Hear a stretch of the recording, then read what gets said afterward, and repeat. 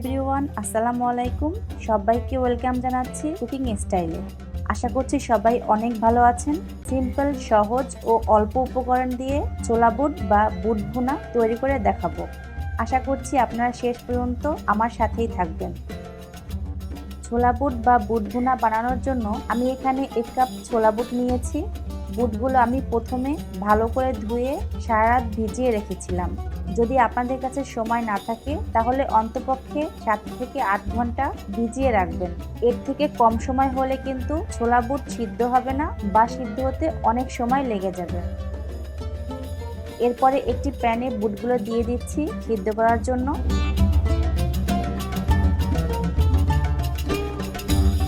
দিচ্ছি পর্যাপ্ত পরিমাণে পানি।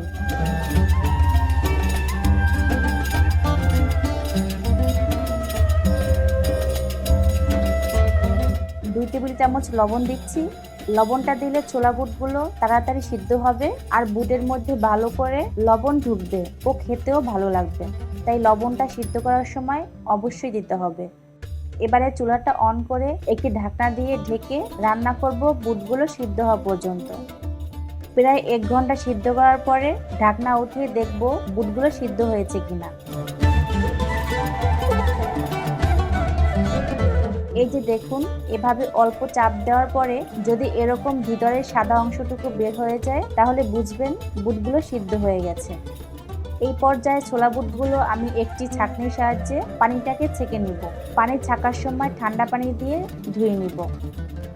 দ্বিতীয় ধাপে যাওয়ার আগে আপনাদের কাছে একটাই রিকোয়েস্ট থাকবে, চ্যানেলটি সাবস্ক্রাইব করে পাশের বেল আইকনটা অন করে আমার সাথেই থাকবেন। এবারে অন্য একটি কড়াইতে বুটগুলো ভাজার জন্য দিয়ে দিব 1/3 কাপ তেল। এরপরে 5টি শুকনো মরিচ মাঝখান থেকে ছিঁড়ে 2 ভাগ করে নিয়ে তেলে দিয়ে দিব। শুকনো মরিচগুলো মাঝখান থেকে ছিঁড়ে দিলে মরিচের ফ্লেভারটা সুন্দর মতো বের হয়ে আসতে পারবে।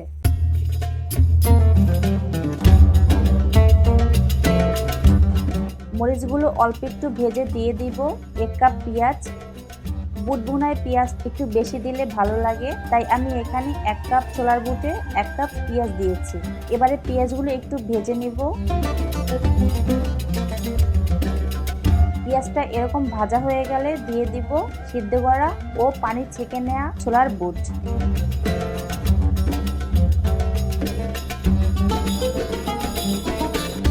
একটু নেড়েচেড়ে দেওয়ার পরে এর মধ্যে দিয়ে দিব 1/2 টেবিল চামচ হলুদ গুঁড়া ও সামান্য একটু লবণ।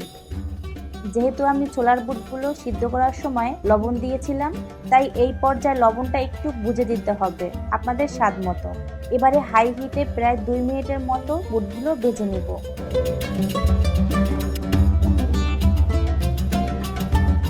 সবশেষে আমি এর মধ্যে দিয়ে দিব 1 টেবিল চামচ জিরার গুঁড়া।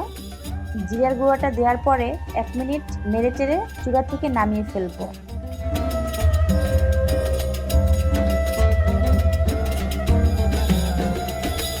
ব্যাস তৈরি হয়ে গেল সিম্পল ও সহজ উপায়ে ছোলা বুট ভুনা।